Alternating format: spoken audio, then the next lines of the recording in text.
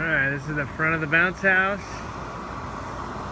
And that's how big it is. Relative. And then as we track down the left side here, we've got a Velcro vent right there that needs to be closed.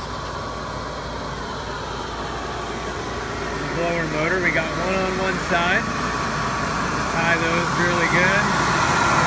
When you load them up, make sure they're nice and straight. They will need to be straightened as the thing blows up. Going on this other side, on the back side here, we've got another Velcro vent that needs to be nice and tight. Back side of the bounce house. Large relative. Same thing on the other side. We have a second blower motor over here. Needs to be tied nice and tight.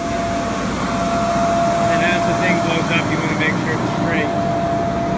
We also have a third Velcro vent right here. It needs to be nice and tight for when it blows up. To make sure that kids take off their shoes and don't have any food or drink in here. And this thing shouldn't get wet.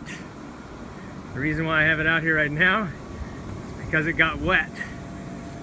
Somebody used it and got it really wet, soaked open in the back of an open trailer. And I have to set it out for a whole day in the sun to dry out all the blower stuff. Sometimes what kids love to do is they love to jump up and grab these strings, which pulls down the top of this thing. So you want to make sure they don't do that. Another creative things kids like to do that they probably shouldn't do is climb up on the sides, right there in the center, and up here on the other side. They like to sit up there. The problem with that is that they might fall out the other side. Alright, so make sure they don't grab onto these strings and fall out the other side. This thing has been kind of tears as we go at different times. Kind of tears right here, and there's a hole. It's not that big of a deal. This thing blows up with a lot of force. We keep putting duct tape to try to keep it closed, but eventually we'll probably need to sew it again. But for the most part, it's fine. And if you can sweep it out, that would be awesome. After you get done. This one kind of got pretty dirty. Kids usually climb in between the mesh and stuff. It's no big deal, especially on the other side there. One other dangerous thing that you need to prevent or watch out for is in this really creative area here, where there's all these tubes kids love to do. And it's pretty safe when you have equal sized people in here, because they stand on these sides and then they jump into the middle on top of these big tubes.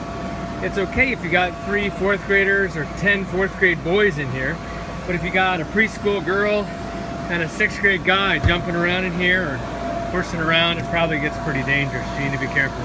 And they probably shouldn't climb over top of the mesh. That might get a little dangerous as well. Kids, the same thing up here. Make sure they don't grab onto the strings and stuff, but it's pretty manageable. Sometimes kids love going in between these side things in here and kind of crawling through. That's totally fine. They're not going to hurt anything. At any point, if the bounce house starts to lose air, you need to get the kids out as quick as you can, or just make sure that the Velcro things are Velcroed and the blower motors haven't fallen off. Oftentimes what happens is one of the blower motors will pop off. It'll start getting saggy, and if you put it back on, it'll be fine. Make sure when you de-inflate it, you just turn off the motors, and it'll start to deflate pretty quickly when you turn off all the motors and open up the vents, the Velcro vents.